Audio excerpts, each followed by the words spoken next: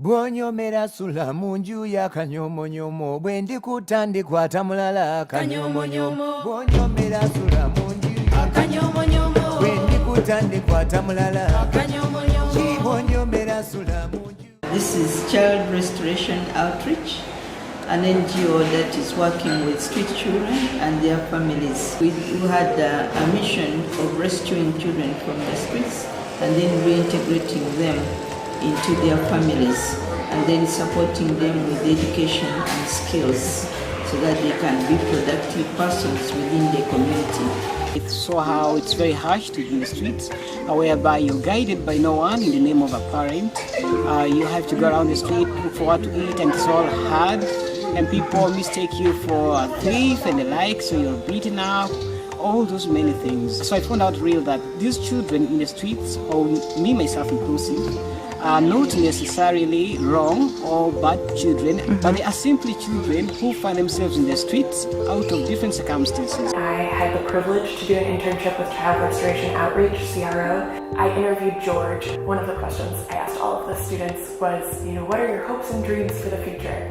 And George said, I don't know. I rephrased the question and said, is there a job you want, or, do you want to get married? And he said, well, I understood the question. I was like, oh, okay, why didn't you answer it? He said, but I've been accepted to university and there isn't funding for it. And if I don't know if I can go to university, how can I tell you what my dreams are for the future? That's the story I came home and told. One of the people in the audience said, well, I want you to tell that young man that he should dream. I'd like to guarantee to pay for the rest of his education.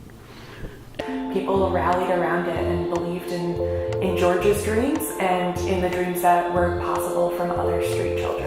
As we were driving home after that presentation, we were in the car, Molly and her father and me, and she said, did we just start a not-for-profit?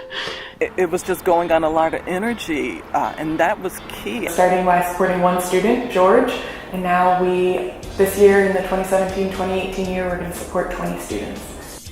19 more than what we started with. It's just hard to help people here understand the context of what our students are facing and why it's so important that they have access to this education. Our CROSO scholars come from almost unimaginable circumstances in their lives. Almost to the point of you can't even understand how they came through it on the other side to be these successful, ambitious people. Becoming a CROSO scholar means so many roads open up. Education provides confidence and a way of life. This isn't something that just I deserve or my kids deserve. This is something that people deserve, a chance to further their education, a chance to be who they were meant to be. We've had students who have become vice principals of high schools, teachers, social workers, business managers. We have Shauna Wally, who just qualified to sit for the bar exam to be a lawyer in Uganda. Through the CRO support, the CROSO support, we as CRO are going to get our first lawyer. My goal of becoming a children's advocate, so after I am done with university, I love to go for a postgraduate diploma at Law Development Center in order to accomplish this. That is incredible considering that he was at one point, as a child, a sole provider for his family. That's what CROSO's after, creating this equity and diversity of learners and global scholars. I would not be surprised if we were sponsoring over 50 students at an annual basis in 10 years. When you think about numbers like that, it really starts to make a significant impact on the country, not just the local community. By providing post-secondary scholarships to former street children in Uganda, CROSO is really helping to prepare a new generation of leaders for East Africa and for the world. It has changed the way a whole set of young people think about their future.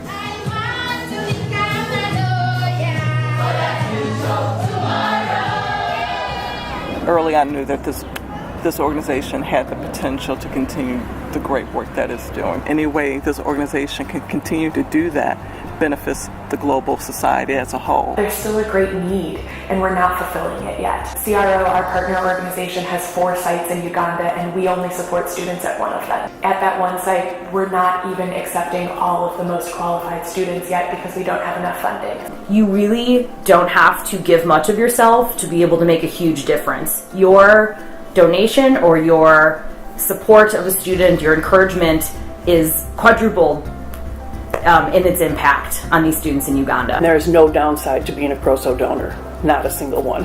I want to take the opportunity to say each one of you has been able to send in your little coins to help a child here, especially me and this level I am.